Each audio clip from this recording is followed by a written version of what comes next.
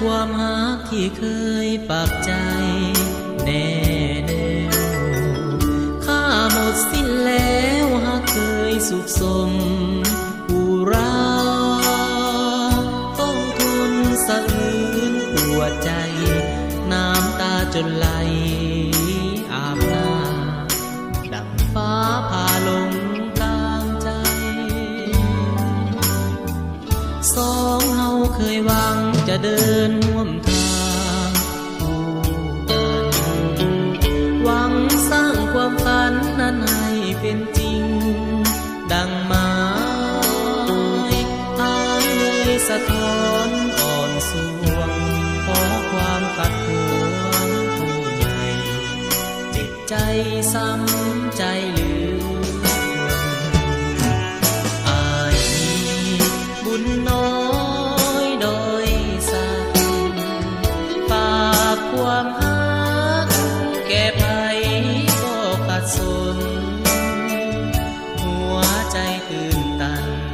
ด้วยมีแต่งานผจญจึงจำต้องหลีกตนหลีกทางน้องไปอ้ายเองก็รู้อยู่เต็มแก่นใจได้ดี